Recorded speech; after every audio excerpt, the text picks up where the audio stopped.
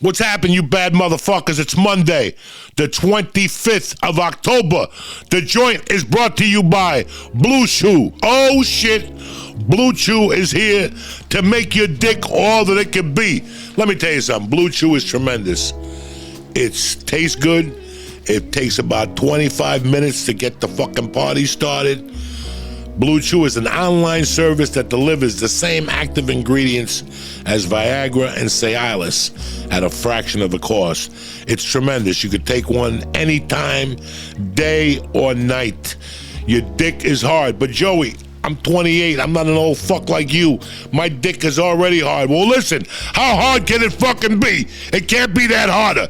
You want her to fucking call you tomorrow and go, my pussy doesn't stop smoking. Why? Because you showed up with Bluechew dick. The process is simple. You sign up at BlueChew.com. You talk to one of their licensed medical providers.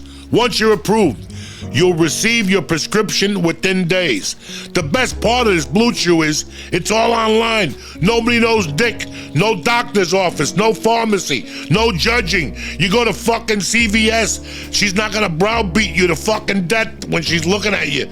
It ships right to your door in a discreet little package. Not even the mailman knows dick. Bluechew tablets are made in the USA. USA, USA, USA. There's nothing stronger than the USA wants than a big, strong dick.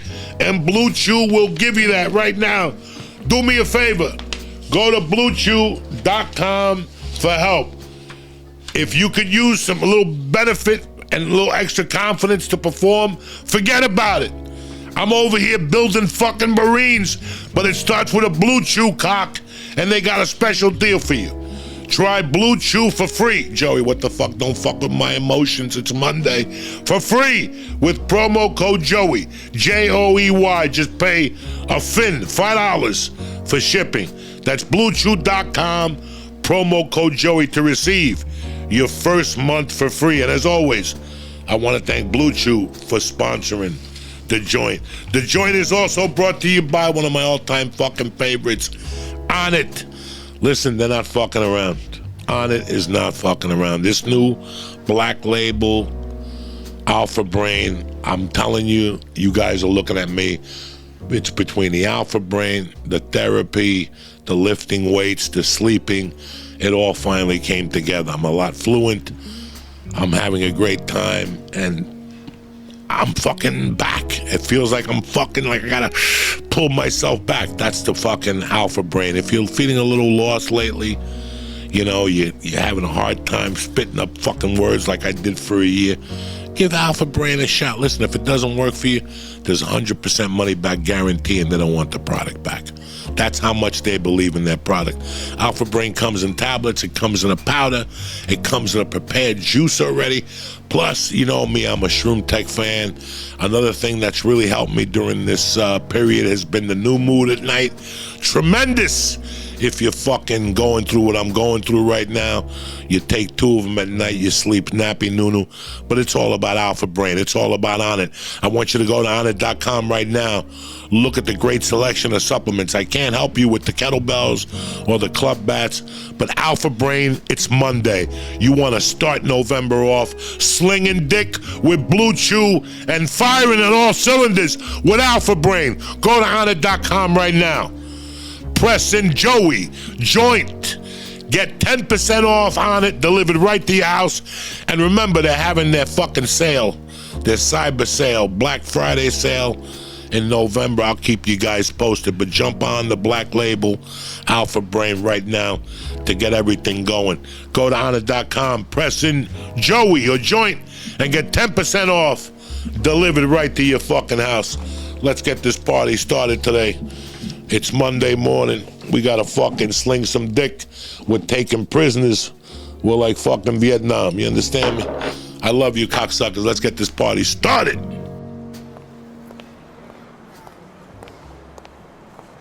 how you doing? Come on in. Yeah, Joey's in the back. Check 1, 2. Welcome to Uncle Joey's Joint.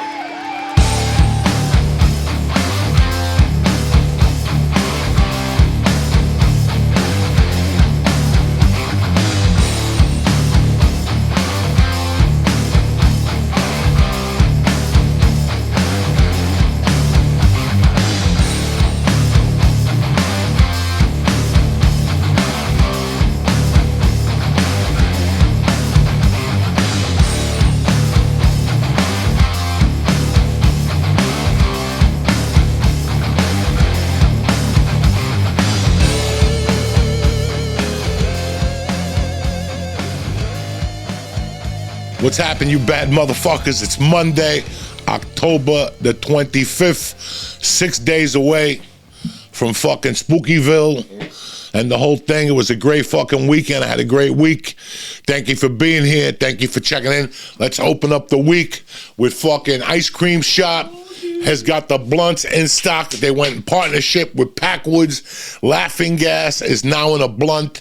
And let me tell you something. I hope you love your eyes, because I had to actually hold an eye while I was smoking this motherfucker. Your eye is going to fly the fuck out. I want to thank fucking Pipe Freeze for sending us a bong. FreezePipe.com for sending us a new pipe and a little fucking smoker from my man Mike Klein there. So now he's at home doing bong. I love when I give Mike weed. Like, I don't even have to fucking ask him if the weed is good. I just wait a night and look at his artwork. When I see a picture of a devil fucking a monkey, I'm like, that weed is good. You know what I'm saying? I'll watch some of the Rogan posters and shit, and I go, this weed is fucking hold me up. Dude, he told me the other day, yo, the last couple, they're kind of out there. Yeah, they're out there, because I'm giving them the weed of death. There's one day I woke up, he wrote 3 songs. He composed a fucking album overnight. I woke up at 8 in the morning. He's like, I wrote an album and performed it last night. What the fuck, Mike? Then I'm like, I gave him that weed.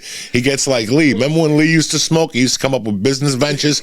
I got a new idea for floatable donuts, shit like that. There was always something. Every time you gave him good weed, they go home and they come back with a fucking...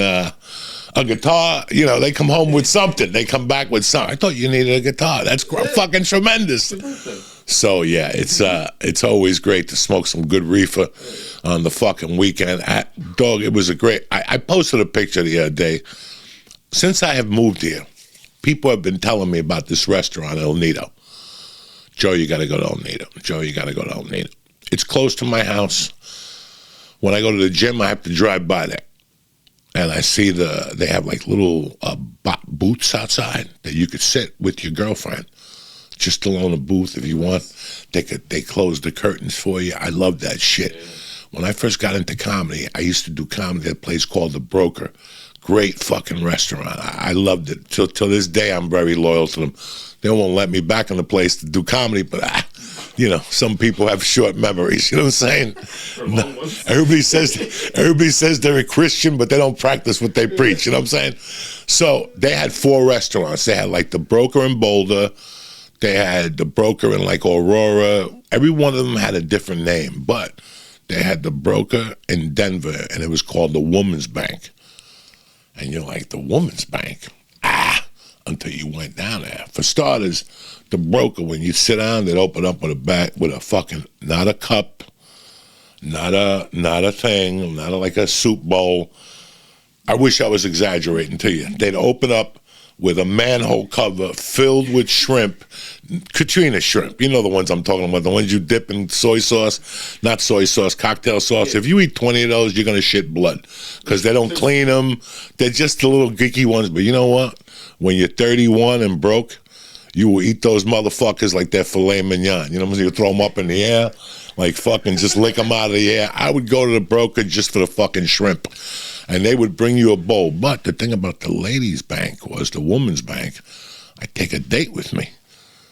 Come on, dog. When you're young and you're doing a couple fucking bumperoos, you close the curtains, you eat a monkey, and then breakfast is served. You know what I'm saying?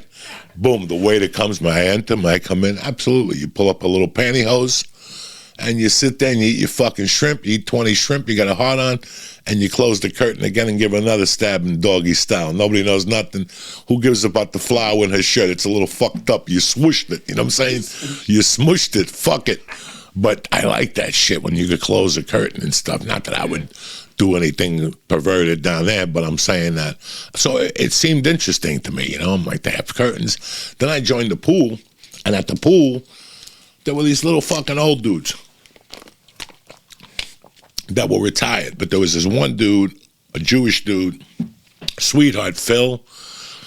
He would always talk to me about restaurants. This guy would spit out restaurants from Boston, Iowa, because he traveled for a living. So that was his thing, was hunting down restaurants. This guy could tell you, like, I asked him about a restaurant. He's like, what'd you think about the fountain? When somebody tells you What'd you think about the fountain? They looked at all the details, like they like that shit. You know, there's people who live for that shit. And he was telling me that that restaurant is in the top 5 restaurants in Jersey. He goes, I did the math. He goes, this is what I do. This guy's retired. He goes out to dinner 5 nights a fucking week all over the place. Plus, my man Dave Batone, DB Orthopedics, I'm going to give him a shout out. He helped me with my knee. He's trying to help me with my right and left knee now to get the arthritis out of there. DB Orthopedics, that motherfucker knows every slice of pizza, every meatball from here to fucking Delaware. It's unbelievable. And he was telling me, like, since the beginning, even when we go out to different dinners, he would go, dog, I'm going to take you to El Nido one day. I'm going to take you to El Nido. But then I heard mixed reviews. People were like, it's really good, but it's not my type of Italian food. And I get it. And then people were saying, well, they don't give you big servings. And I get it. It's fine dining. Well, what are you, a fucking gorilla? Go to Burger King if you want to eat all you want to eat. You know, you got to have some fucking cadence in your fucking life. What are you, fucking... So I finally, me and my wife, you know, we try to do a date night once a month. I mean, with the kid, we're out all the time eating with the kids and shit, you know, medium range restaurants, wings, pizzas. I get the salads, shit like that. But, you know, you got to take them to a carpet joint from time to time. You know what I'm saying? You got to take them to a rug joint. You know, fine dining, fucking some guy playing a violin. Not that they're playing a violin in El Nido. They don't need to play a violin. They don't need no fucking gimmicks or nothing. So fucking Thursday night, me and my wife went down there. Holy shit. That's all I could say. Holy shit. First off, it's all organic. The owner, his name is Joe. He's a 78-year-old Joe Rogan. It's like if Joe Rogan was 78 years old. When they bring you every dish, they explain the history to you of that dish and what region of Italy it came from. Now, you guys know me a long time. You ever see those waiters? They bring you a glass of wine and you have to taste it. Then they stand there. It's like, you know, just pour the fucking glass. Well, you know, I'm one of those fucking gorillas too. You know what I'm saying? But it was just sharp. Like from the minute you walk in there, we sat down, fucking, you would never hear this word out of me. The ambiance is tremendous. When he came over, he confirmed it. You know, I have a problem hearing. That's why I have those hearing aids. I have a problem when I go to a restaurant, when I'm talking to Mike, let's say, at a restaurant, I don't really hear Mike. I hear the dishwasher in the back slamming. I can hear the cooks talking because my hearing is fucking off. So when I go to a restaurant, 9 out of 10 times, the food better be good because if not, it's an uncomfortable situation for me. I'm unfucking comfortable in there. Like, I can't hear. So when you're talking to me, not this place. And when Joe, the owner, came on, we were talking, he explained to me that he installed something in the ceiling so all the sound gets just way ahead of the fucking curve. Way ahead of the curve. All their ingredients are 85% imported. I mean, you got to taste this shit. He grows all his vegetables. So when you put a vegetable, like whatever you think a green bean tastes like, when you taste it in there, it's what it should taste like. The fucking chicken in there, it just breaks off. It's those chickens that have not been kicked. You know, those chickens that people were nice to them, like they pet them and played like flute music too, like Jethro Tull goes over there when they're in their cages and he plays little soft flute music and he throws fucking rose water at them. These are the chickens they fucking like, they give you. Like as you're killing them, you're crying because you feel bad. They know how to say the ABCs. They're that type of fucking chickens. The chicken melts. It's like chicken from 30 years ago, like before the steroids and everybody fucked up chicken and started putting shit in chicken, and now it has that weird taste to it, but you eat it like a fucking animal because there's nothing better than fried chicken. You don't give a fuck when you're eating fried chicken. But the chicken, everybody I talked to said, when I go to El Nido, what should I eat? And I said, eat the chicken. And I'm like, it's fucking fine dining. Who eats the chicken? Well, I went Thursday night. Friday night, we had a kids' party. That was really cool. They showed a movie outside. It was great. Saturday, I took her to kickboxing, did what I had to do. Saturday night, a buddy of mine from North Bergen called me, old school, 40 years ago, the whole fucking deal. He called me in the afternoon, said he hadn't been out in 2 weeks. I said to him, I don't know what to tell you. I don't own Studio 54 anymore. You know what I'm saying? Yeah, I don't know what to tell you. I can't do nothing for you. If you don't get out, you got to get the fuck out. I had a birthday party to go to last night with the kids and shit. So I said to him, listen, if you want to come down here, they're family, these people. You come over with me or come on down. It's a 45-minute drive for you. Clear your head. You've been in the house all fucking week. Clear your coconut, and we'll go get a bite to eat or something small. I had already eaten lunch. Had already a protein shake when he called. I wasn't really that hungry, but I fucking said, fuck it. We'll figure something out. Sure enough, he showed up around 7 o'clock, and we called the restaurant that he wanted to try, and the restaurant was sold out. He goes, what type of fucking guy are you? Don't you have any connections to get meals? I'm dog, I don't know anybody. So I said, but we went to Nido the other night, and the owner, Joe, gave me a card, and he said to call him that he's always got a spare table. I go, even if we have to sit outside, do you want to go to Nido? And he goes, yeah, I'll try it. We went, and we had a fucking blast last night. We were there for 2 hours. No, I had a little taste of red wine, just the perfect fucking amount. Didn't give me a headache. I didn't get sick.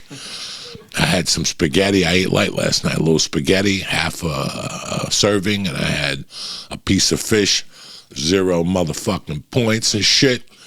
And we laughed our asses off. I took some pictures of some people. I laughed with some people, and we were home by 9:30. You know, he goes to sleep fucking early. So I came home and I watched fucking Atlanta beat the shit out of the Dodgers. What a shame that was last night. The fucking Dodgers spent all this money on a fucking baseball team. You know, it's like I go to say to you guys, you can get the most expensive coaches in the world. But if you ain't got no fucking, whatever. Nah, you want me to tell you what happened with them? I think, look, they won a lot of games. They played a lot of fucking games. And they were just beat up. It's the season starts in fucking February, April. You know, they're throwing pitches and catches, and it's a long fucking season. And with baseball, to win a World Series, you all have to come together in October. It's like a 50-50 shot.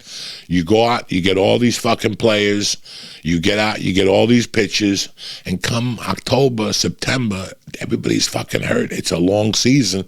So that's why they make those mid-season trades before the All-Star game. You bench these people, you let them get out of their fucking rotation a little bit, and then you start them again, and hopefully they're on fire. You know, when you have a team of 9 people, you eliminate the pitcher. That's 8 people. 8 bats are coming up. I need 3 of them to be fucking hot. I don't care which 3. I just need 3 bats to be hot. That's how the Yankees won it. For years, that's how they were playing great ball.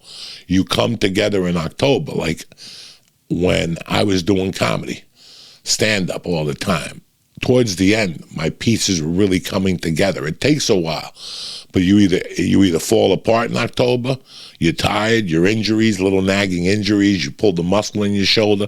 I think that bullpen, if you watched the game on Saturday night, what was shocking to me was that the Dodgers pretty much put in their best fucking reliever, that big fucking African-American dude that throws fucking heat in the top of the 8th inning, and he threw 2 pitches and the motherfucker hit him with a double. Like, when you put your best reliever on there and somebody blasts a fucking double off you in the 8th inning, and he came in fresh, and this guy's been playing since the 1st inning, they lost that. You could see it. If you watch the game Saturday night, once he threw that fucking pitch and the dude, all the oxygen went out of him. It was over. The game was over. The series was over. I'm not mad at anybody. They played a fucking great game. Atlanta, nobody fucking saw him coming, and that's what the World Series is about. You get one popular team in there and one team that nobody saw coming. We call it what you want, a Cinderella, and that's what makes it beautiful. If it was the Houston Astros against the Yankees, who gives a fuck? This is an interesting World Series. So I don't know what you're doing for the World Series. If you want to click on DraftKings right now, they have a link that you could just bet the series. If you just don't want to bet the 5 games or whatever, you could just click on a link, bet fucking Atlanta Braves or the Houston Astros, and knock yourself the fuck out. I'm going to watch the games. I'm excited. Now we got a little fucking football. We got a little fucking World Series ball. We got a little NBA ball. We got it all, guys. Things are fucking happening, and they're moving fucking quickly. What I wanted to talk to you guys about today, the thing that everybody's talking about here, that, what the fuck is this? Why do I always fuck myself up? Does anybody fucking know why I fuck myself up? It doesn't. Laughing gas, man. That laughing gas fucked me up this weekend. Plus, I've been fucking doing those, they sent me some tinctures. You know, I gotta switch up the shit. Like, I was doing ABXs to go to sleep. I switched it up because your body gets fucking tolerant of it. I switched it up from ABX. I did the right thing. I went from ABX and I switched it up to a tincture, which, let's say if I want to go to bed 11:30, I got to drop these tinctures at 9 o'clock. It takes a while for them to hit you. It's like a fat dude that's old throwing a punch at you. It's going to take like 8 years for it to land and shit because he's fat, he's breathing heavy. But once it fucking lands on you, ba-boom, it's all over but the fucking shot. It's crazy how I'm watching baseball. I'm doing things I haven't done in 30 years, and I'm doing things I never did at all. Like, this has just been fucking a great time for me just to take this breather, guys. You don't know. You have no fucking idea what I've gone through the last 30 fucking years, working, being on sets, podcasting, dealing with agents. You know what, man? It's been nice to take a breather. It's been nice to find the real Joey Diaz. It's been nice to unwind. It's been nice to just, when your life, I miss so many things in my fucking life. I missed them because I had a mission, and that's okay. I could deal with that then, but I can't deal with it now. I got one foot in the grave, one a banana peel. I don't know when this is going to fucking end, but I'm doing things, I'm smelling things, I'm seeing things that I have not seen in 30 years. My life, you know, this makes me realize how much of a commitment I had towards stand-up comedy and to become a great stand-up comic. It takes a lot of commitment. It takes a lot of your hours. It takes a lot of time, and it's kind of nice to unwind, to see who the fuck you are. But I'll tell you what, it's also kind of refreshing to know that even as now, as I'm writing a couple jokes here and there, I'm writing from a new perspective. It's not about a stinky muffler anymore. You know, I had to grow. My comedy had to grow. So I had to get that vocabulary out of my fucking game. I don't know if you guys understand where the fuck I'm going with this, but that's what needed to be done. When I found myself going back to Uncle Vinny's like last January, even though I had taken an 8-month break, I had no material. So I was going back to not doing old material, but I was talking about old shit of me living in California. That was part of me wanting to take a break also. I wanted to reprogram my fucking head. I wanted to, you know, rewire my brain. I was intelligent enough to take a look and go, I got to back off a little bit. Papa's got to show up with a brand new band. Do you know what I'm saying? You just can't fucking show up and be doing the same thing with a different 3 people. You got to show up with something. You got to, so it's been great. I've gotten a chance to fucking step back, smell the roses, you know, like what the fuck is going on? In the words of Jim Morrison, take a look around, say which way the wind blow. We're the little girl in a Hollywood bungalow. You know what I'm saying? You got to fucking, you know. So I didn't want to come off the fucking ship and just run out there getting led by my nose. I wanted to take my time, see what the fuck was going on, and I appreciate that you guys appreciate that I didn't even know what the fuck was happening, and now I feel so much better about it. And part of it, listen guys, and when Mike came in today, I was talking to a friend of mine who called me. He's going through a hard part right now, and he said to me, you know, do you think the therapy helped you? And I go, no. There was a couple of events and a couple of things that had to happen for me to get there. But everything combined, you know, when you go to jiu-jitsu, right? Let's just take jiu-jitsu, for example, or I'll take stand-up comedy. When you take jiu-jitsu, for example, it's not just going to class. It's not just going to class. You got to eat good. You got to drink water. You got to fucking sleep good. You got to fucking lift weights. You got to run a little bit for cardio. You got to do all these different things to make who the fuck you are. With me, it's acupuncture, jiu-jitsu, lifting weights, spending time with my family, spending time with my friends, sleeping, smoking good reefer.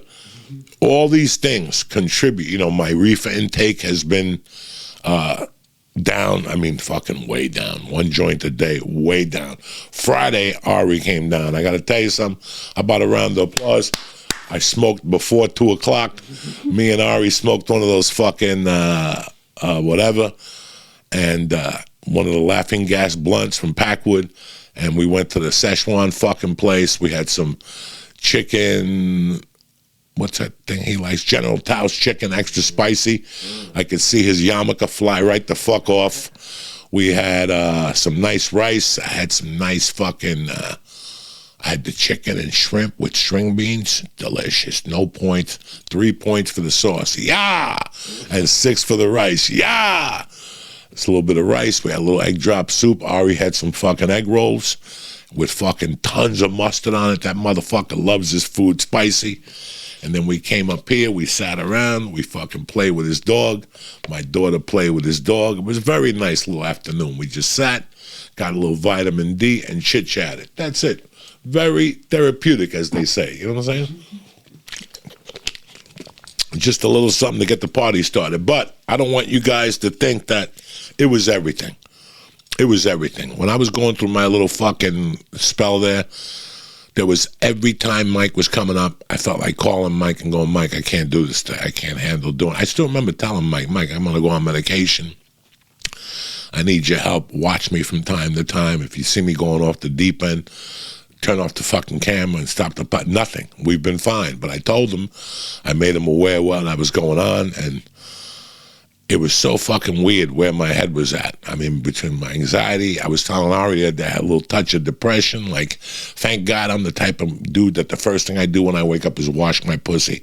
Depression does not like showers. They want you to be dirty and greasy, and that's what I do. As soon as I get up in the morning, you take that cup of coffee, you take a shower, and you force yourself to go out. And thank God, I would go to the gym, and it was fucking uncomfortable as shit with the anxiety, but I didn't give a fuck. I knew that the end result would be great. I have been feeling a lot fucking better lately. I mean, 200 fucking % better. My sense of humor's back. I feel lighter on my feet. I feel fucking stronger. And I thank everybody who supported me along the way. I thank my wife. I thank Michael. You know, I came clean with all my friends and told them what I was going through, that I needed that, you know, I watched triggers, you know, anything that would set me off. I learned how to get in my car. And I learned, listen, when you're trying to get back on your feet or you're trying to get back mentally, you have to take everything in. You know, I had to start over again. I gave the edibles a breather. I started sleeping again. I gave the reefer a breather just to see what would work. You know, what works for me. You know what? Smoking dope all day doesn't work for me. But smoking a joint at night never killed nobody. Never killed nobody. You understand me? A little toots about 10 o'clock, watch TV till midnight, you're fucking fine. But I rolled it all together with BetterHelp. I don't know if you guys know this, the joint is sponsored by BetterHelp Online Therapy. The best way to think about therapy is like this, all right? We all get oil changes to our cars to prevent bigger issues down the road. Therapy is the same thing for you, but it's for your fucking brain. Going to therapy is routine maintenance for your mental and emotional wellness. Prevent bigger issues down the road. That's what I did. So that's how it's helped me, BetterHelp.com. My girl Dana, we hook up once a week, 8:45 a.m. on Mondays. I started off on a Monday, so I get all the bullshit out from the weekend. So already today I've talked to fucking Dana. She's on. She's probably dancing some fucking party right now. I did my little chit chat. I got whatever. And I talked to her about hangs in the fences. That's it.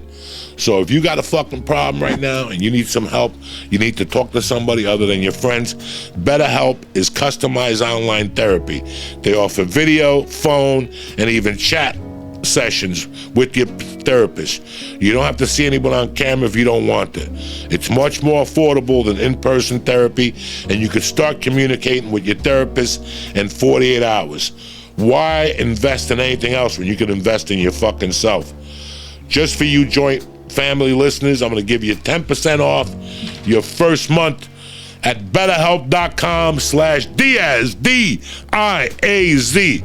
That's BetterHelp.com/Diaz. I'm going to give you 10% off your first month, whether you do 2 sessions or 4 sessions.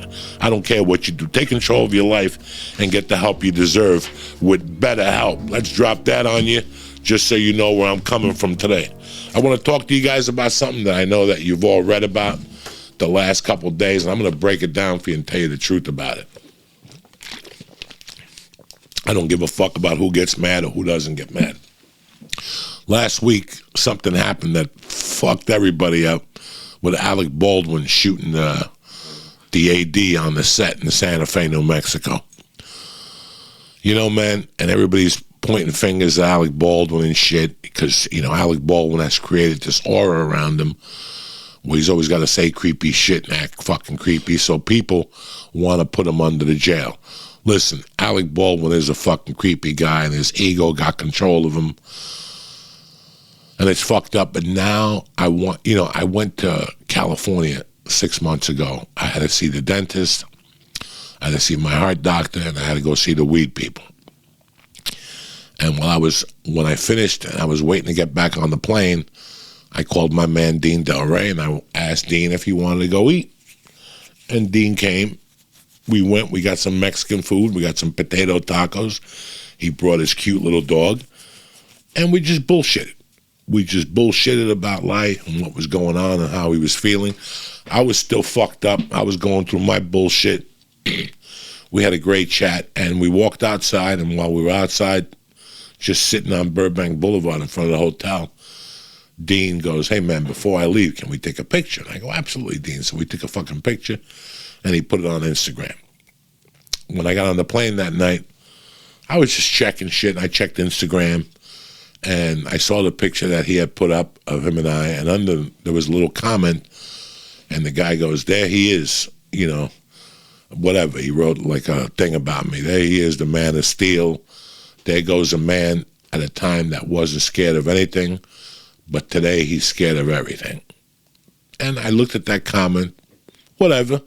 It is what it is, some guy, and I thought about it. I go, you know what? Maybe he's right in a way.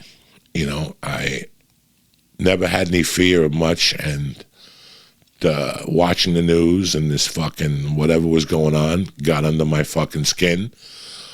Plus with my vulnerability, and that's it. I built up this fucking anxiety. Maybe that's what happened. But I thought about it in a deeper sense, you know, like, what the fuck is going on with me? Why don't I want to do this? Why don't I want to do that? Well, yes, I was scared, but I also knew one thing. Last year, I moved here in August, and about October, my phone started ringing. Not a big shock. It just started ringing with little offers for movies, TV shows. It was more TV shows, okay? And it was like a TV show in North Carolina, and they kept pressing the issue. They really want you to read for it. There was a movie in the Dominican Republic that they wanted me to do about Cuba. There was a movie going on somewhere in Arizona that reached out to me, like a TV show. And there was a TV show on ABC that reached out to me in LA. At the time, my head was like, you know what, man? I just got here. I just fucking got here. I don't really want to get on a plane and start traveling all over the fucking country. That's not what I want to do. So that was my mindset. But then I spoke to a dear friend of the Joint podcast. I spoke to a dear friend of the Church podcast, great friend of mine, Greg Garcia. We were just chit-chatting, and Greg told me he had a show on Amazon, which I just shot 2 months ago maybe. And he was telling me that, you know, these shows, they require $400,000 per episode with COVID. COVID adds an added cost of $400,000 to a TV show per episode, guys. So if you do 10 episodes of your TV show, it's going to cost you $4 million in COVID expenses. You're like, Joey, how can that be? Well, what used to be a van to take me, Mike, my wife, Mercy, you, your wife, your kid, to whatever, now we can't. 8 people can't get in a van. It's got to be one person for van. If you want to be cheap, I was on a job where they put 4 people in a fucking van. Okay? Again, this is what I'm saying to you. So, I had shot The Sopranos. I had heard what it cost them for those 5 days we shot, just for COVID, and I was blown away. But let me give you an example. They put us in a fucking hotel in Midtown Manhattan that was gorgeous. They rented the whole hotel. You couldn't just rent like 8 rooms. They had to rent like the whole hotel. I was basically on a floor by myself. They had a contractor room that had a little bit of, like, it was outside, but really inside. What do you call that? Like a room that could open up so air could go in there. I mean, it was the end of spring. It was the end of fall. It was kind of nice out, so they, that we could all go in there and nobody would get COVID. But there was, like I'm saying to you, it was me, John, maybe Mike Gandolfini, Samson. If I say, I think your boy, Ray Liotta, there was maybe 8 of us in the whole hotel. How many fucking rooms in a hotel? Let's say there's 6 rooms on a floor. If there's 12 rooms, that's 60 rooms. There was 8 people in the hotel. The hotel was catering to us 8. They had 2 New York City cops at the front door. That's a detail. You got to pay those motherfuckers. They went and got us anything we wanted to. Like if we said we needed deodorant, they would go to CVS and get us deodorant. They also had to drive each of us individually to different rooms, and then we had to get tested, and then we were put into general population after an hour.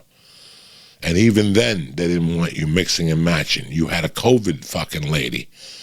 They're supposed to have 3 COVID agents on a job site. Again, this is what I heard. The Many Saints in Newark had like fucking 8 or 9 of them. So I felt safe. When I did the Many Saints in Newark and I saw how they were doing something, how they were doing the whole COVID thing, I felt really safe. So I was like, fuck it. This is great. I had no problems. You have to wear a mask the whole time.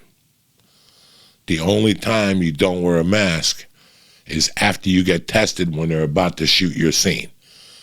And I mean, you go into the scene with your fucking mask on, and some of your lady will yell, take your mask off, and real quick you got to put it in your pocket, and then you shoot the scene, and she'll say, mask back on, and you got to put your mask back on while you're waiting there so they could adjust that fucking light over there and that flower that's fucking blocking the camera. So now I got to wait there with my mask on and then take the fucking mask off and then shoot the scene again. It's a fucking nightmare, but it keeps everybody safe.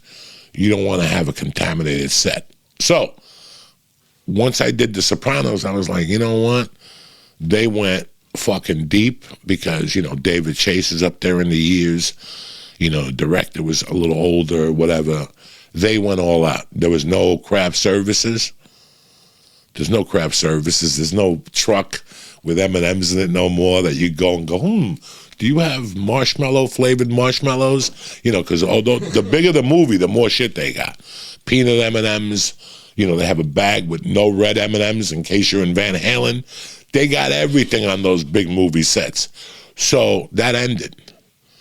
They give you a thing the night before, and you have to fucking order your dinner, and that's it. They give you a container with 2 meatballs. I got spaghetti and meatballs. They gave me 2 meatballs, pasta, and a fucking salad. That's what they give you. There's no more craft service. So what I'm trying to say to you is when I got all these calls to go to North Carolina, blah, blah, blah, blah, blah, blah, I go, why aren't these guys shooting in L.A.? I know why. See, when you shoot somewhere outside of L.A., it's a little bit more lax. They said they were going to find places, regions, where the COVID numbers were lower than, usual. That's not it. They're shooting in locations to be out of LA, so they have an excuse that we didn't know what was going on out there. It's like when they shot Caddyshack and they went to Florida and they fucking walked into a coke party. And then years later, they were like, we didn't know what was going on down there. And they didn't. They didn't. That's why you shoot in fucking Florida. Because California is here and Florida is all the way down here in West Palm Beach. What are the chances of fucking Paramount going back and forth to fucking Florida? So they just left them alone and shooting. I like shooting on location. I like when people call me and say, we're shooting here, we're shooting there. It's kind of fucking nice, but it makes a guy like me think. So that, I wasn't scared of COVID, to say more. I was scared because I know you're not doing what you're supposed to be doing. And I know you're going to cut back. The producers are so greedy. What do you think? They're going to take a pay cut? You know who this is going to affect? The fucking actors, food, hotels, everything that goes with it. They're going to try to bullshit you. They're going to try to put Mikey and Joey in the same hotel room. You guys hang out together. Why don't you guys bunk together? It's a great idea. No, it's not. I don't want to smell a man's fart, and he shouldn't smell my fucking feet. You follow me? And then they hit you with, see, what you guys don't know at home is that, yeah, they pay you $600 a day to shoot a movie, $640 a day. You got to pay 10% to your agent. It's great fucking money. That's the Hollywood you signed up for. That's the Hollywood I signed up for. I took a chance in not having a full-time job, but when I do work, you're going to pay me a little extra. I take that chance in life. That's a decision I make. But when you get to fucking Hollywood, you do a couple scale movies, and then they start hitting you with by the ways. Oh, this is a SAG whatever contract. That means it's not scale. It's $456. Okay, $450 a day. I could live with that. You could all live with that. That's a nice figure. But then they have 250-day movies. And that's okay. You know, you're just getting started in acting. Who the fuck are you, Charleston Heston? Somebody fucking knows you? No. You take the 250. You know what I'm saying?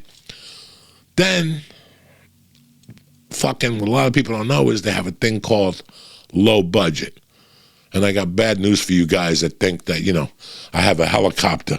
They pay $100 a fucking day. Okay? And you work all fucking day.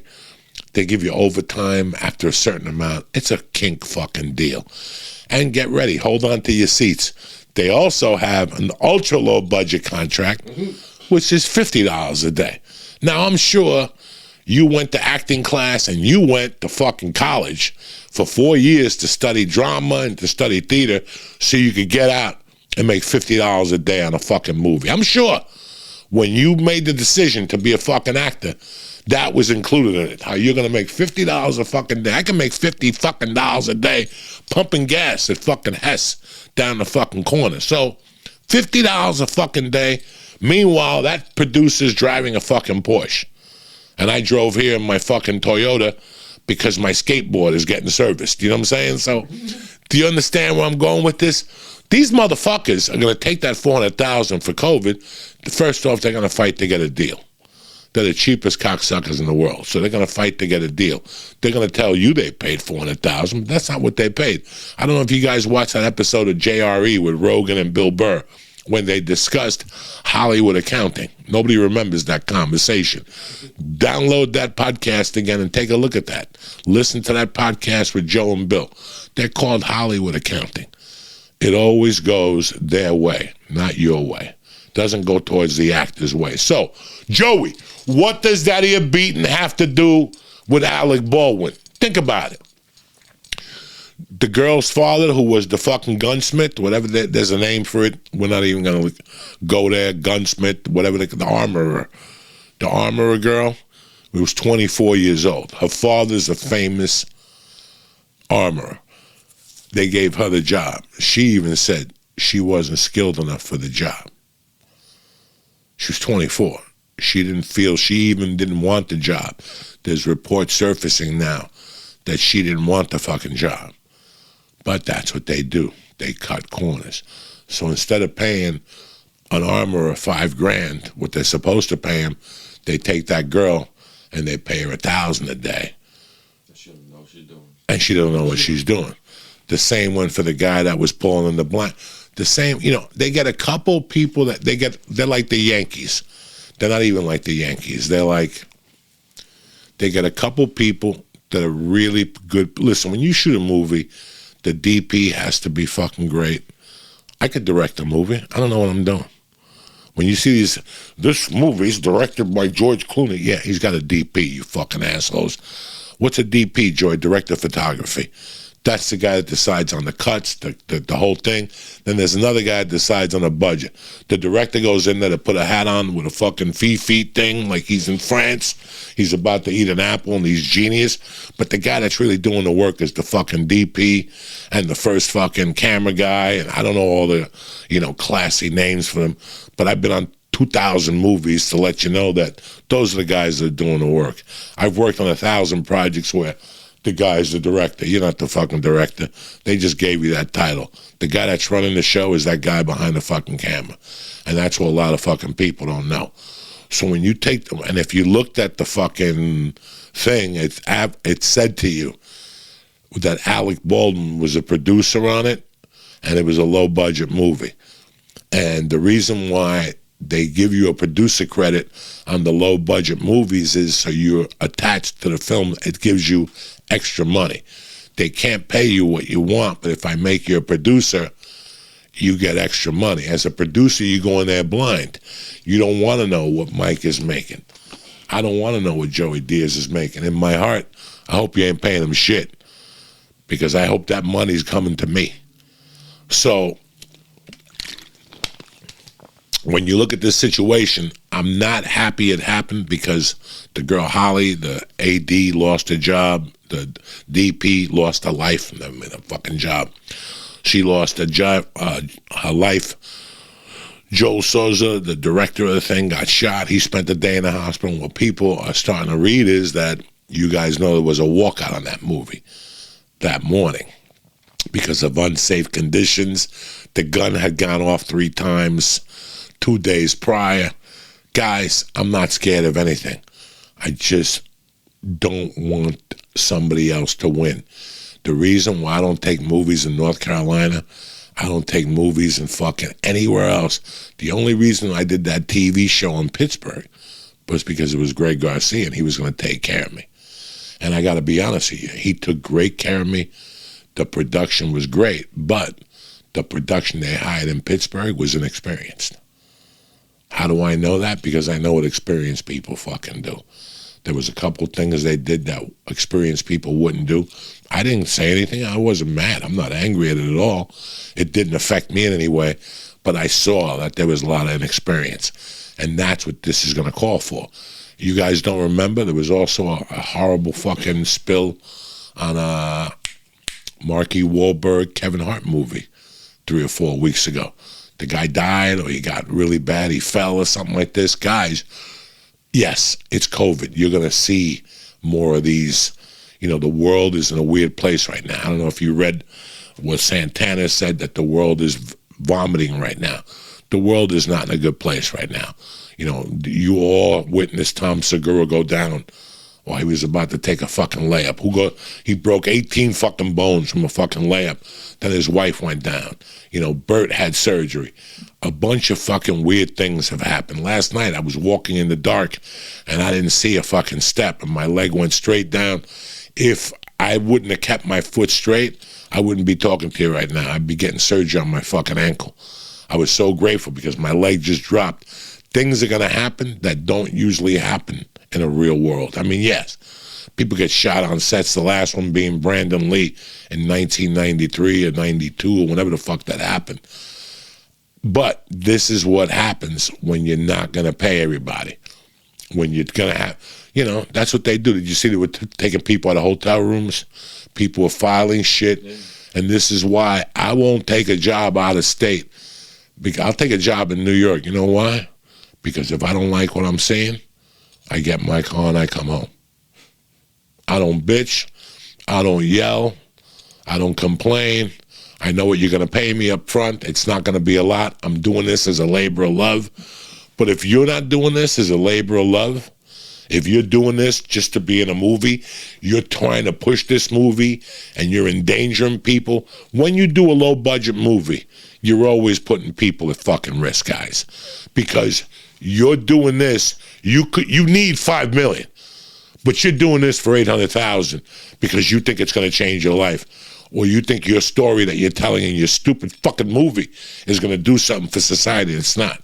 And that's why people, you know how many of fucking those $100 a day movies I've done? Let me tell you what $100, all those Halloween, all those dog movies I did for Disney, they were $100 a day. I did 6 of them. I did Boiler Room. If you look at my IMDb, there's got to be $1,500 a day movies. You know what happens now? When you call me for a $100 a day movie, and I'm not going to lie to you guys, it started in 2013. I did not have a fucking acting career. I was doing all these from 2007. That's all that came out after the strike was $100 a day movies. Hey, listen, I put my pants on one leg at a time.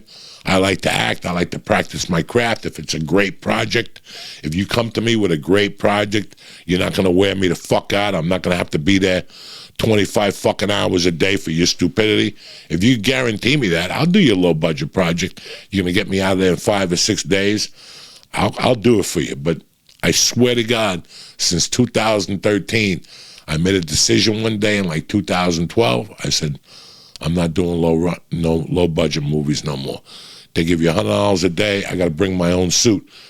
They give you $100 after taxes is $72, whatever it is, $78, and you still got to give your agent $10 commission. That puts me at fucking $68. The dry cleaning for the suit, that's another $20. By the end of the fucking day, you don't make a dime. Of course, you did it as a labor of love, but you got to take care of me. The movie Boilermaker I'm talking about, I went in there one day, 3 days in a row. I'm in there. They got like cheese wits. You know the cheese crackers with the cheese in the middle, the peanut butter in the middle? They had like that and M&Ms. And I'm looking at these fucking producers, and then they did something that I never had heard of. I'm like, what's for lunch? And they're like, we don't have lunch. They go, but you're allowed to leave for an hour. I was like, what are you talking about? What the fuck are you talking? The last thing you want are your actors to leave, because what if they get in a car accident? What if they get sideswiped? Not that they're going to get hurt, but you don't want them out. You want them to relax. Bring them their food. Let them relax. Let them get their wits to them. After 3 days, then they made me work on a Sunday. When I got there on a fucking Sunday, again, the table was empty. I went in my wallet. I had done the thing called, some project about a pizza place. Again, that was the same way. The first night I got there, all-night shoot, there was a piece of bread on the fucking table. That's it, with peanut butter, and they brought from home. You could tell the kids had fucking stuck their fingers in there and shit. The next night, there was a guy there from after. The place looked like the Taj Mahal. They had peaches and cranberry juice and all this shit. And I was talking to the guy, and I go, this wasn't like this last night. He goes, what are you talking about? I go, it wasn't like this. There was nothing here. I worked 10 hours. There was nothing to eat. He gave me his card. He goes, I work for AFTRA. That's why I'm here. Whenever you do these movies, if they don't have the fucking shit on here, call me, and I'll come and shut them down. I'm like, what? So when I got on Boilermaker that Sunday, now again, when you make me work on a Sunday on a low-budget movie, that means I'm doing it for your fucking passion. It's not for mine. So do me a favor. If there's supposed to be food here, have food, but go the extra mile. Stop and get some bagels for the cast. What's it going to cost you? $30 to make everybody happy, to show them you're on their side on the Lord's Day? No, they had nothing. Not a donut, not a fucking cockroach. They had nothing. I went off. I'm like, you motherfuckers got an hour before I called AFTRA. They looked at me like, what do you mean you're going to call AFTRA? I go, listen, I'm not a Crime Stopper, but I'm about to join the ranks because I pay fucking union dues. I pay union dues like a motherfucker. I pay union dues every quarter, and then yearly they bang you out for 1.5 points of what you made all year. Not to mention the 10 points. You guys have no fucking idea. So when you guys are sitting there going, how could this happen that Alec Baldwin, listen, I feel bad for Alec Baldwin. He's about to get a dose of fucking reality inserted in his life. He took a life. That's a dose of fucking reality. He doesn't deserve to go to jail. He didn't do anything wrong. Somebody gave him a gun, told him it was clean. Now we have to find out why he was pointing it at her, why he was pointing it at him, and that's a complete different story. But why that happened is because why I'm telling you is because why I'm sitting my ass at home minding my fucking business. People are cutting corners. They're charging you all the dough in the world. Whether you go to a hotel, go on vacation, and go on their website. They got all the amenities, shoe shine, 24-hour valet. Wait till you get there. Oh, the pool is closed because of COVID. We don't have a bartender because of COVID. The valets because of COVID. We don't have oatmeal in the morning because of COVID. We don't even have a fucking breakfast anymore. You come down and get an apple like a prisoner and a fucking old fucking ShopRite bagel, one of those fucking bagels, you know. They don't even give you that at the hotel room. This is happening across the board, guys. So before you go on your fucking vacation, or, you know, when you do these concerts, they're charging you more than ever. Do they have special filters for your fucking COVID breathing? Fuck no. They're just telling you that. It's like the airline people when they started charging you for luggage for the prices of fucking oil. Once oil went down, that they give you that $100 back or that $25 back? Fuck no. That's the same thing they're doing on movies and TV productions. That's why I'm. And then look at. Let's talk about it. They're starting to say this shit. They call it, you know, what these Gentiles call it is the word is toxic. Well, let me tell you something. Anytime you have a star in those movies, it's toxic. Why? Because they make a demand. If they make one demand, already you're going to have a toxic environment. Why? Because let's say I call the producer and go, you want Joe Diaz? Joe Diaz doesn't work nights. Now this motherfucker's got to go, okay, I got to do early fucking mornings because Joey Diaz doesn't work nights.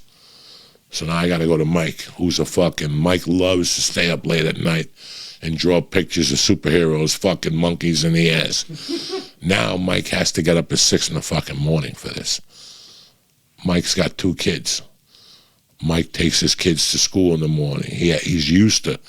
But because Joey Diaz wants to be there at 6, Mike loses all this. Now Mike has to even get his cousin, who he fucking hates, to come over in the morning and put the kids on the bus and give him $50 a day out of his pocket. So how do you think Mike feels about Joe Diaz already? When he comes to the guy and he goes, listen, you're fucking up. I can't do it. Well, this is the job. Either you take it or you don't. Joe Diaz doesn't want to work nights. So already Mike is going into that job kind of not liking Joe Diaz, even though he's never met Joe Diaz. Joe Diaz is costing Mike fucking money already. So now he doesn't like Joe Diaz. But 2 things could happen. Joe Diaz could come in, he's a great guy. Takes care of Mike, you know, fucks around with him. They talk about music. Mike overlooks it. Or I could come in and be a dick. And now Mike is going to tell the rest of the people what's going on with him and how I affected his fucking life. And that's going to cause a riff on the set. That's how, just by him saying he doesn't want to work nights. That's how quick a toxic person is. I was reading something the other day about Halle Berry. I'm sure you guys wrote it. She was doing a movie, and the guy said something to her. The guy was eating pain pills. He would disappear and eat pain pills, the director, and she called him out. She asked him to get help. They did an intervention on the set, and the guy was a dick to her, and Halle Berry just said, I'm getting my black ass out of here. And she was describing a toxic fucking work set. Listen, every fucking work set I've been on has been toxic. Except The Longest Yard wasn't toxic. Many Saints in Newark wasn't toxic.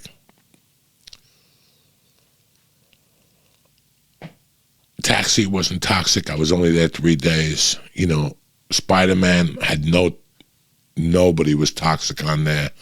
I mean, whatever. McGuire took him a little while to get out of the fucking thing because he was playing those stupid Nintendo games, whatever. He wouldn't. They would like, "Where's McGuire?" I don't know. And they would yell, "Toby, come out here!" And he would go, "Hold on, I almost reached the 6th universe," whatever the fuck they're going for in those fucking stupid games or whatever. But that's, I've never really worked. I've worked on maybe, I'm not gonna lie to you, I've worked on maybe 20 of those toxic sets, and they suck. And you know what? Those toxic sets, I've always gone off on. Toxic sets, all those Halloween, all those dog movies I did, those sets were fucking toxic. Why? Because they were low budget. The producer was one of the stars of the movie, and he was a fucking dick, and they're just dicks. These guys are fucking dicks. So that's what makes a set toxic, is when you have fucking dicks. Another movie I did, whatever, with the movie I did about that fucking dude who lived in a hotel in Las Vegas, who was a pilot and shit. It didn't get much traction. That set was fucking toxic, and Alec Baldwin was in that movie. In fact, my scene was with Alec Baldwin. They probably cut it, but he's just a toxic fucking dude. I'm not blaming Alex for the shooting. I'm not saying he should go to jail. You know who should go to jail? The fucking producers, the production company. Somebody's got to answer for that girl. Obviously, there was problems on that set. People were dying to walk off that fucking set. So my heart goes out to Alec Baldwin for what he's going through as far as what's going through his head. When you're a fucking dick full time and something like that happens, that's what you need to fucking wake you up. Now, this would never happen if this was a regular world. 3 people that you're getting high with and they just drop on the floor. That doesn't happen in a regular fucking world. How do I know? I did coke for 29 years. I did coke with a lot of fucking people in the fucking room, and never did I wake up and there was 3 fucking people dead. That happens in this fucking pandemic because the world is on its fucking axle. So all these little stupid things that you see, don't let them affect you. It's just what happens in a COVID fucking world. That's it. It's just bad luck. That's why I don't take any chances. If you're on a ladder, don't reach for the plant, because you might fall the fuck off that ladder. It's like I told you motherfuckers, I was at the gym one day, and I went to fucking pick up like a bar with 190 pounds. I was just about to pick it up, and I saw that video of fucking Segura hitting the floor, and I go, this is the chances you don't need to take. Like I said to you motherfuckers, there's a movie, something that interests me, I'll go do it, but I'm very fucking cautious. I'm very cautious of things. I didn't want you guys to think that I was being like fucking scared or prima donna. I just don't want to do them, because why would I want to do somebody else's fucking dream for half the money? What if I go to North Carolina and somebody hits me with a dose of bad breath and's got COVID in it, and now I got to sit in a hotel room for 2 weeks out of my pocket, because they're not going to pay for me for getting COVID and to stay in that hotel room, and I can't see my family. What good am I doing for $100 a day for 4 fucking days? I'd rather deliver Chinese food at Szechuan. I could just call her up and go, Lily, I want to deliver 4 days, and I could pick up $100. This is what I'm saying to you guys, that you have to pick and choose carefully right now. I'm sure you're dying to go on a vacation to some fucking bar. I can't wait till they lift the sanctions and I can go. Listen, if you go over there, who the fuck knows what's going on over there? Yeah, I'll get back on stage in New Jersey. I'll keep it light, no second shows. But for right now, I'm not getting on no plane and going nowhere. There ain't nowhere I want to go. I don't want to get stuck anywhere. I don't want to get hurt. Like I told you guys when I started this thing, I'm not going anywhere for a while. I went to California because I had to, and it was a 1-day fucking trip, and I went to Pennsylvania for 3 days to shoot a fucking show. That's it. I don't need to go anywhere. I don't want some guy pointing a fucking BB gun at me and all of a sudden I'm missing an eye. I don't need that shit in my fucking world. And that's what happens, man, on those fucking movies. So if you're an actor and you get called for those fucking movies, if you need the money, I understand it. But you don't need $100 for a fucking movie. They don't need to pay you that. That's a faux pas of that fucking union. I'm happy to be part of the Screen Actors Guild, but they got to be looking at the Screen Actors Guild a little bit more closely also. It's time for people to open up their fucking eyes, on these fucking sets. And this is why I told producers now, when they call me for shit, some guy just called me a few weeks ago, and he's like, hey, I want to offer you this thing. I'm like, oh, okay. And he goes, can you tell me your agent's name? And I told him. He's like, oof, when you talk to those people, they want a lot of money. I deserve a lot of fucking money.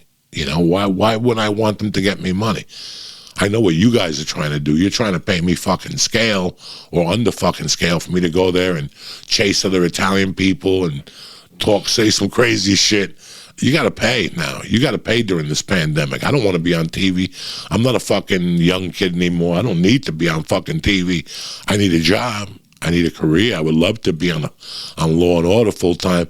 And why do you think I'm reaching for Law and Order? Because I know Law and Order's got too much to lose. They're going to treat their sets right. They're going to test. They're going to keep us separated. They're going to put us in nice hotels. They're going to hire an armorer that's fucking, the real armorer to hire. Or digital. Something, or don't you, first off, you don't need to fucking pull a trigger no more. Okay? All you need to do is point a gun at people, and with CGI, whatever the fuck you call it, they put smoke and they put bang! That's it. That's how, I don't know why there were bullets but that's how cheap they were being, people. That's how cheap they were fucking being. So I hope that the family of this, I wish light and love to the family who lost a DP. I forget what her name is. I'm fucking so sorry. I should have wrote it the fuck down. My heart goes out to the people on that set that witnessed that. But if you're an actor or whatever the fuck you are, cover your ass from now on. If you do take a job, ask questions. Fuck you. You're the fucking, right now they need people to work. You're not like going to be a fucking, like they're going to hire you for dick wages and treat you like shit. That ship fucking sailed. If you go for a job now, they need you more than ever. They're hiring inexperienced people. They're hiring people that shouldn't even be in the fucking room for these jobs. So what am I saying? I'm saying that this is your chance. When you take a job, ask questions, and if you don't feel comfortable with something, don't fucking do it. And tell them, I'm not fucking doing it. They're going to have to hire you, because what are their fucking options? You got them by the fucking skinnies. You got them by the ball hairs now. Who gives a fuck what they think? I know with me, when you call me for a movie or something now, I ask 1,000 questions, and the do-re me better be right, or it's not worth it for me to risk my family, to bring COVID back into my fucking house. Go fuck yourself. What was her name, Mike? Helena Hutchinson, and she was really fucking good as a DP. I read a lot of good stuff about her. Even AFI is doing a scholarship after her name. Listen, man, this shit happens, but it could be fucking avoidable. And like I said with Mike before, why did you have a gun on the set with blanks? You could do that in post-production. He could do that on his phone. This is what I'm saying to you guys. This is the, and this is why I'm not doing shit. It wasn't because I was a pussy or I was scared. I'm not risking what I'm doing for somebody else's fucking passion so they could go, yeah, thank you. Oh, you were great. Get them out of the fucking room. Then you call them a week later for a piece of your reel and they don't return your calls. This ain't my first rodeo, motherfuckers. Thank you very much for watching the joint today. It was great here to talk to you guys. It was great to talk to you about BetterHelp and how it's helped me, and great to talk about people fucking cutting corners. I can't stand these motherfuckers, but that's what you're going to do. So if you call me for an acting job, a comedy job, or whatever, I'm going to ask you 1,000 questions, COVID questions, the audience you're going to go to me, I can't do business with this guy because he gives a fuck. I do give a fuck. So I'm sorry, Charlie. The best tasting tuna gets to be Starkist, cocksuckers. Don't forget, Laughing Gas, partnered up with Packwoods. We're back, bitches, living high on the motherfucking hog. And thank you for watching another fun-filled. This is the last Monday of October. What the fuck? The year is going fucking flat fast. The next time you see my Cuban ass will be Wednesday, but the next time you see my Cuban ass after that will be All Saints Day, All Souls Day. All Souls Day is November 1st. I'm looking forward to fucking November. That's it. It was a fun-filled fucking month. Have a great fucking couple days. I'll see you cocksuckers Wednesday morning. Tip-top Magoo, ready to go. And now for a word from my motherfucking sponsors, Jack. All right, you bad motherfuckers. I had a good time with you today. Fucking people shooting movies and not fucking want to pay you. Cocksuckers. Anyway, the joint is brought to you by BetterHelp. BetterHelp.com/Diaz is the best. It's online therapy. The best way to think about therapy is like this. You get oil changes for your cars. You want to prevent bigger issues down the road. Therapy is the same thing, only for your brain. Going to therapy is routine maintenance for your mental and emotional wellness. You prevent bigger issues down the road. You avoid going into hell. I mean, guys, you guys know from listening to the podcast, I was in hell. If you have any doubts, just put on the first 3 months of podcast. I couldn't even have words come to my mouth. And after the surgery, I was really down. I didn't know who to talk to. BetterHelp was there. I signed up. It took me 5 minutes. They referred me to a girl named Dana, a woman named Dana, who helped me through the initial steps of getting out of this fear and just what I was going through, guys. I didn't know what I wanted to do, and I had questions, and I had been running it through my friends, and sometimes you just need a professional. BetterHelp is customized online therapy. They offer video, phone, and live chat sessions. If you don't want to see anyone on camera, you don't have to. It's much more affordable than in-person therapy, and you can start communicating with your therapist in less than 48 hours. Why invest in anything else when you could invest in your mind? Now, just for the joint listeners, what I'm going to do is I'm going to give you 10% off your first month. That's 4 visits to let you know if this is going to work for you, and it will. BetterHelp.com/DIAZ. Again, that's BetterHelp.com/Diaz. You can email them. They'll email you back. They're always there for you, and you can schedule and cancel. There's no hassles right there on the computer. Go to BetterHelp.com/Diaz and get your therapeutic mind started. You need help. This has been really heavy on a lot of people. I never thought I would be man enough to go for help, but the pandemic kicked my ass too, so BetterHelp was there for me. So if I was you, BetterHelp.com/Diaz, get 10% off your first month. Now that your mind is right, it's time to sling some dick. The joint is also brought to you by Bluechew. Bluechew is here to make your dick fucking scary for Halloween. That's what you want. You want your dick to scare people. You know what I'm saying? Like, I went over to fucking Mikey's house. He fucked me for 8 hours straight. Smoke was coming out of my monkey. That's the goal. Bluechew is an online service that delivers the same active ingredients as Viagra and Cialis at a fraction of the cost. You could take it any time, day or night. You could wake up in the morning, pop one of these, and put mama to work and shit for breakfast. You sign up at BlueChew.com and talk to one of their licensed medical providers. Once you're approved, you receive your prescription within days. The best part is it's all online. You don't got to leave the house. No doctor's visit, no pharmacy, no judgment, no fat chick behind the counter at CVS eyeballing you to death with your brand new dick. You know, this ships right to your door in a discreet package. Not even your mailman knows what's going on. Bluechew tablets are made in the US of A. You're gonna give them that American old school cock and shit.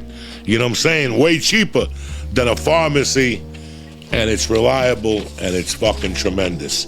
So if you could benefit from some extra confidence before you sling that holiday dick, it's time to perform, bitches. And Bluechew is going to help you. They got a special deal for you. You try Bluechew for free with promo code Joey. That's how I'm showing up Monday, with dick pills for free on a Monday. They just cost you $5 for shipping. Who's better than your Uncle Joey? Nobody. If you order today, you'll have them by fucking Thursday or Friday. Halloween, oh my God, her fucking costume will be on fire. And you have to fucking dose her off with the sperm of love. That's Bluechew. Promo code Joey to receive your first month free. And as always, I want to thank Bluechew for sponsoring the joint. The next one, I love them with all my heart. Tremendous. The best supplements on the market, period. Onnit. Onnit. Tremendous. I was always a fan of Onnit, but after I moved to Jersey, I really hyped it up a little bit with the new mood. the Shroom Tech, but then they came out with the Alpha Brain Black Label about 2 months ago, and it was exactly what the doctor ordered. I take my pill every morning, and I'm firing on all fucking levels. You understand me? I feel better. I feel energized. My mind feels energized. I don't feel confused anymore. The fog has been lifted thanks to Alpha Brain Black Label. Go to Onnit.com right now. Look at the great selection of products that they have, whether it's the Alpha Brain, the New Mood, the Shroom Tech Sport, the MCT. I can hook you up with supplements. I can't do anything for you with the iron, kettlebells, club bats, but anything on this supplement, I'll get you 10% off. Listen, the reason why I've been on it so long is they stand behind their product. Alpha Brain, if you don't like it, if it doesn't work for you, you call them up, and they'll send you your money back, and they don't even want the product. When somebody does that, I know that they believe in their product, and that's the people I want to do business with. So go to Onnit.com right now, look at the fine selection of supplements, order something, think of your Uncle Joey. We're getting stronger. They got tremendous protein powder. They got a tremendous protein bar. The peanut butter are great. They got chips. I mean, Onnit is tremendous. But it starts with you going to that page right now, ordering some Alpha Brain, and get your mind right for the fucking holidays and the new year, cocksucker. You want to have a great November. Start it with Alpha Brain. Go to Onnit, press in Joey, and get 10% off delivered to your house. I want to thank Onnit.com. I want to thank BlueChew.com. And I want to thank BetterHelp.com for sponsoring the joint. But I want to thank you fucking savages for always having my back. Have a great week. Have a great Monday. Stay black. And I'll see you cocksuckers Wednesday. Tip top motherfucking Magoo. I love you.